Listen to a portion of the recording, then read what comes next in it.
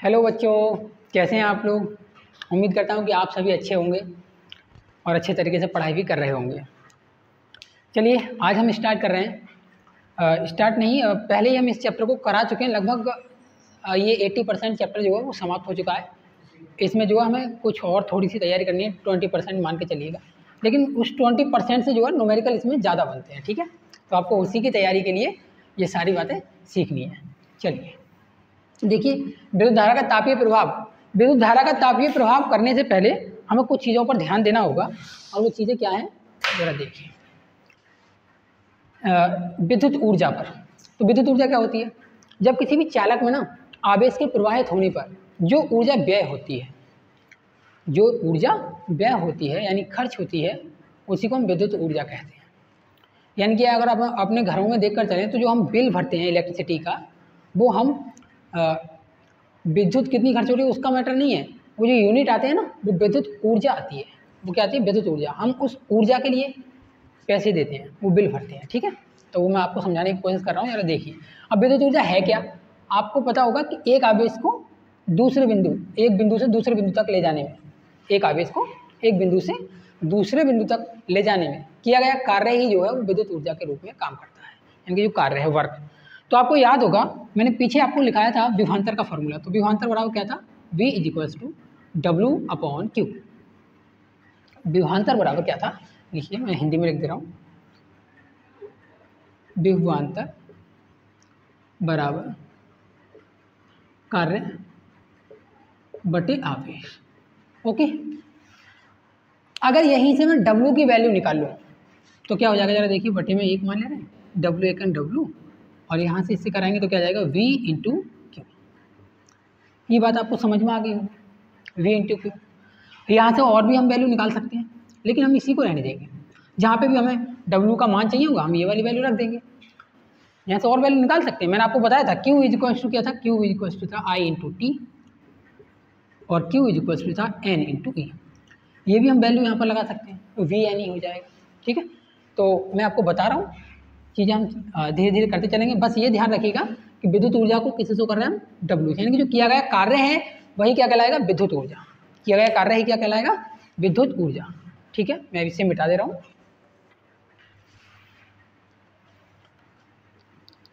चलिए अब आते हैं हम जो हमारी मेन हेडिंग है। NCERT में तो ये जो चैप्टर है वो विद्युत में ही दे रखा है सब कुछ, तापीय प्रभाव वगैरह। लेकिन यदि आप और बुक्स पढ़ेंगे तो ये तापीय प्रभाव नाम का चैप्टर आपको अलग तरीके से मिल जाएगा। उस बुक में लिखा हुआ एक नया चैप्टर मिल जाएगा। विद्युत वाला अलग होगा, तापीय प्रभाव वाला अलग होगा, ठीक है। अब कह रहे हैं विद्युत धारा का तापीय प्रभाव है क्या? मैं बताने की कोशिश करता हूँ, आप समझने की कोशिश कीजिए। मान लीजिए जैसे हीटर वगैरह तो सबने यूज़ किए ही होंगे। जब हम हीटर को चलाते हैं तो उसमें विद्युत धारा प्रवाहित होती है। स्विच ऑन करते हैं तो क्या होता है? विद्युत धारा प्रवाहित होती है। और जो विद्युत धारा उसमें प्रवाहित होती है, उस विद्युत धारा के कारण हीटर का जो तार होता है वो अत्यधिक ताप के कारण प्रकाश उत्पन्न करने लगता है, क्योंकि बहुत ताप बढ़ जाता है उसका। तो कह रहे हैं अगर किसी भी चालक में विद्युत धारा प्रवाहित करने पर उसके ताप में जो वृद्धि होती है, इस घटना को विद्युत धारा का तापीय प्रभाव कहते हैं। किसी चालक में विद्युत धारा प्रवाहित करने पर उसके ताप में होने वाली वृद्धि वाली जो घटना होती है, उसी को हम क्या कहते हैं? विद्युत धारा का तापीय प्रभाव कहते हैं। याद होगी। एक बार रिपीट मार लेंगे। किसी चालक में विद्युत धारा प्रवाहित होने पर जो ताप में वृद्धि होती है, उस घटना को क्या कहते हैं हम? विद्युत धारा का तापीय प्रभाव, ठीक है। अब मैं इसे लिख दे रहा हूँ।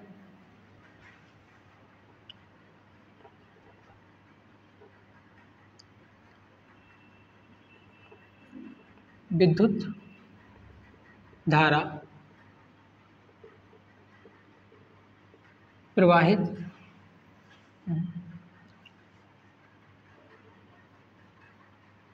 विद्युत धारा को किसी चालक में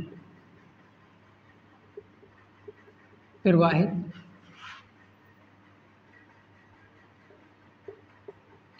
करने के कारण, विद्युत धारा को किसी चालक में प्रवाहित करने के कारण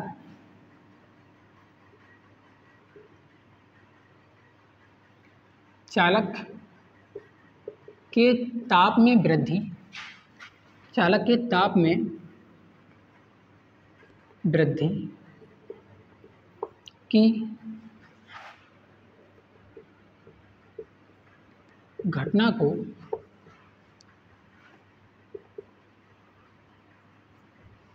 विद्युत धारा का तापीय प्रभाव कहते हैं। विद्युत धारा का तापीय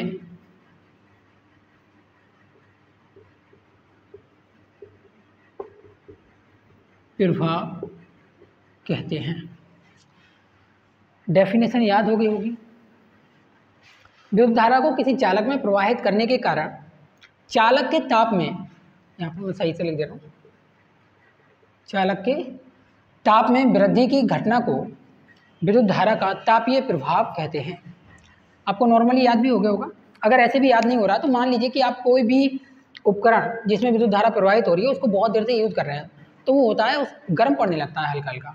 यही रीज़न है, उसी रीजन के कारण गर्म पड़ने लगता है। जब उसमें विद्युत धारा बहुत अत्यधिक देर तक प्रवाहित होती रहती है तो उसके इलेक्ट्रॉनों में गतिज ऊर्जा हो जाती है, जिसके कारण वो चालक के अंदर तेज़ी से प्रवाह करने लगते हैं।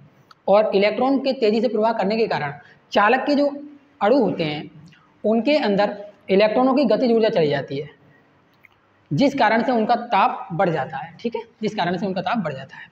आपको समझ में आ गया होगा। मैं आगे बढ़ता हूँ। चलिए अब हम पढ़ेंगे वैद्युत शक्ति। क्या पढ़ेंगे? वैद्युत शक्ति। वैद्युत शक्ति को पढ़ने से पहले मैंने अभी आपको बताया था कि वैद्युत ऊर्जा की ज़्यादा आवश्यकता है। वैद्युत ऊर्जा क्या थी भाई? W बराबर था V/Q। अब मैं बता रहा हूँ वैद्युत शक्ति। तो वैद्युत शक्ति क्या होती है? आपने कक्षा 9th में वगैरह में एक बार डेफिनेशन तो ये पढ़ रखी होगी या 8th क्लास में पढ़ी हो कि कार्य करने की दर, कार्य करने की जो दर होती है वही क्या होती है? क्षमता होती है, यानी कि शक्ति, यानी कि पावर होती है। ठीक है। अब वैद्युत शक्ति की तो वैद्युत ऊर्जा में वैद्युत ऊर्जा की समय दर, क्या बोल सकते हैं हम? वैद्युत ऊर्जा की समय दर को शक्ति कहते हैं। ठीक है, तो चलिए मैं मिटा दे रहा हूँ।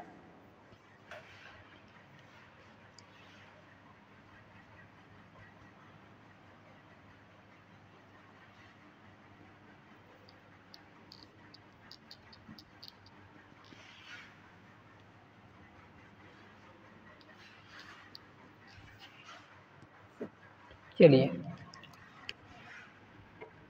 नेक्स्ट हेडिंग है वैद्युत शक्ति।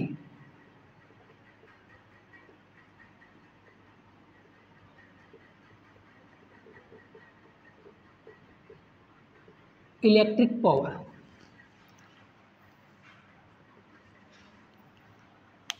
डेफिनेशन लिखेंगे और समझ लेंगे भाई। वैद्युत ऊर्जा की समय दर को वैद्युत ऊर्जा की समय दर को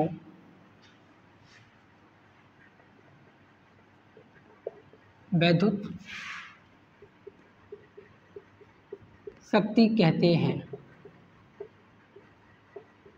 इसे किससे शो करते हैं? इसे P से शो करते हैं। जिस बच्चे को शो नहीं लिखना है वो लिख सकता है प्रदर्शित करते हैं। P से दिखाते हैं। किससे दिखाते हैं? P से, कैपिटल P। पावर का P उठा लिया। ठीक है, बातें आपको समझ में आ रही होंगी। वैद्युत ऊर्जा की समय दर को क्या कहते हैं? वैद्युत शक्ति कहते हैं। चलिए यहाँ से हम फॉर्मूले बनाना स्टार्ट करते हैं। अब क्या बनती है देखिए कहानी। वैद्युत ऊर्जा की समय दर को वैद्युत शक्ति कहते हैं। वैद्युत ऊर्जा की समय दर, जब भी दर आए तो बटे में क्या लिखने का है? T। क्या है? समय दर है तो बटे में T लिखने का। तो क्या है फॉर्मूला? क्या बन जाएगा देखिए, P इज इक्वल टू हो जाएगा W/T। जहाँ पे W क्या है? कार्य है, T क्या है? समय है, और इसे आप जानते हैं अभी मैंने बोला था P क्या है? वैद्युत शक्ति। P क्या है? वैद्युत शक्ति। तो बातें समझ में आ गई। W क्या है? कार्य। कार्य को ही हमने क्या कहा था अभी थोड़ी देर पहले?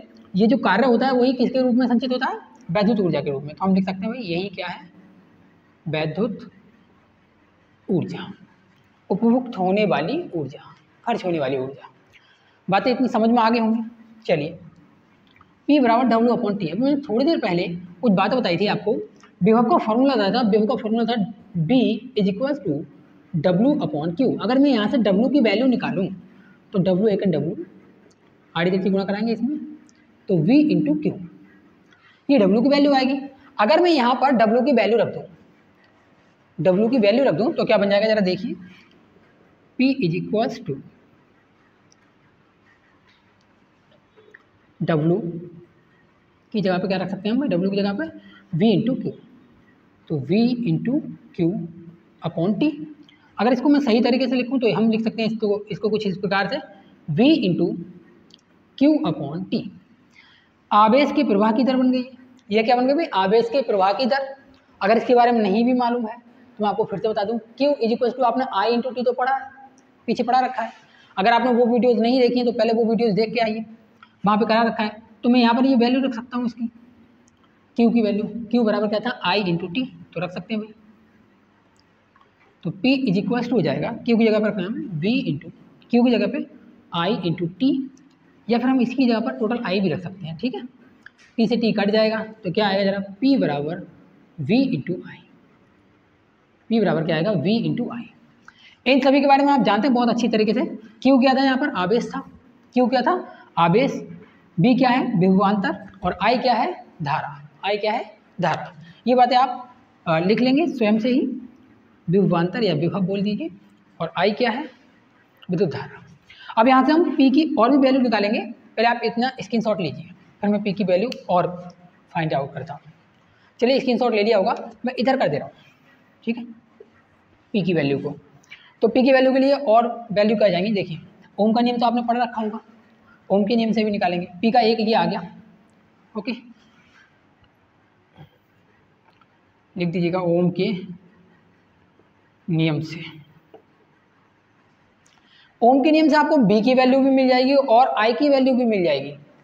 तो आप एक एक करके क्या करेंगे, पहले V की वैल्यू रख के देखेंगे, B की वैल्यू से जो भी आंसर बनेगा, जो भी फॉर्मूला बनेगा वो भी लिख लेंगे। फिर I की वैल्यू भी रख के देखेंगे, I की वैल्यू से जो भी फॉर्मूला बनेगा वो भी रख लेंगे। वैसे आपको मैं बता दूं, केवल आपको मेन फॉर्मूला पता होना चाहिए बस, ये वाला भी पता तब भी दिक्कत नहीं है कोई। ये वाला फॉर्मूला भी अगर आपको पता है तो आप न्यूमेरिकल को आसानी से कर पाएंगे, कोई दिक्कत नहीं होगी। चलिए फिर भी मैं निकाल दे रहा हूँ, क्या होगा जरा देखिए। ओम के नियम से B बराबर क्या होता है, I इंटू आर, B बराबर क्या होता है, I इंटू आर। तो P बराबर, इसलिए क्योंकि B बराबर I into R, value put करेंगे तो क्या हो जाएगा, P is equals to, B का वैल्यू लगाएंगे, B बराबर क्या रखेंगे, I इंटू आर। तो B की जगह पर I इंटू आर लगा दो, I आर, और काय का चिन्ह है इंटू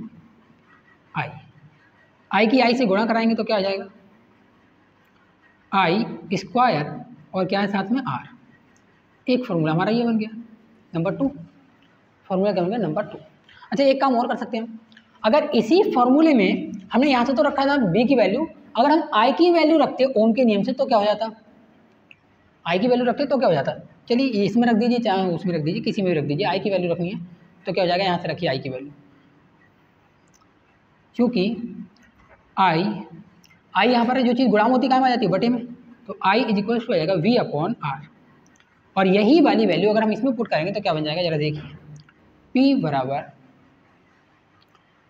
I की जगह पर रख दे रहे हैं तो V का स्क्वायर हो जाएगा अपॉन R का स्क्वायर हो जाएगा, क्योंकि I का स्क्वायर है तो इस पर भी स्क्वायर लगा दो, इस पर भी स्क्वायर लगा दो।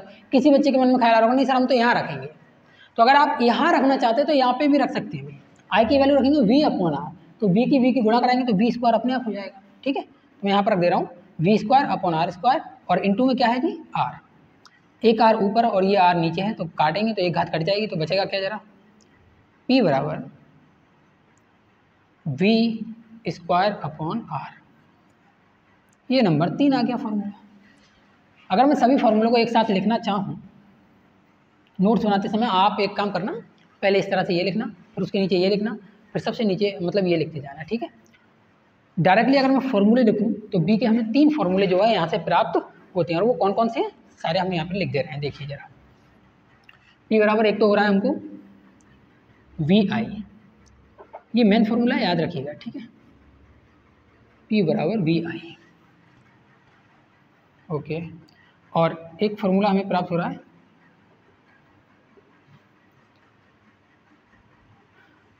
आई स्क्वायर आर, एक फॉर्मूला हमें प्राप्त हो रहा है P बराबर बी स्क्वायर अपॉन आर।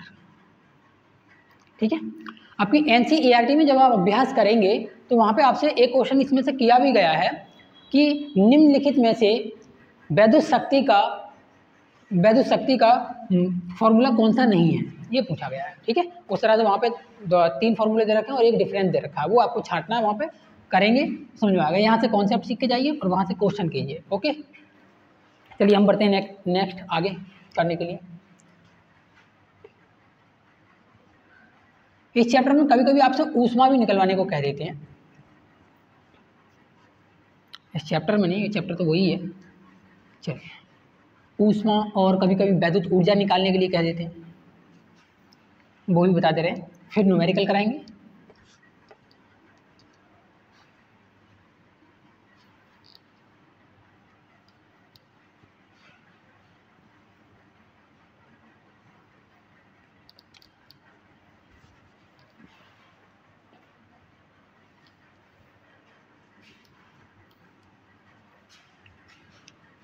चीज़ें समझ में तो आ गई होंगी और शायद स्क्रीनशॉट लेने का भी मौका नहीं मिला होगा। कोई नहीं, देखकर साथ ही साथ उतारते रहना। ठीक है, अगर स्क्रीनशॉट उतारने का मौका ना मिला हो तो। चलिए,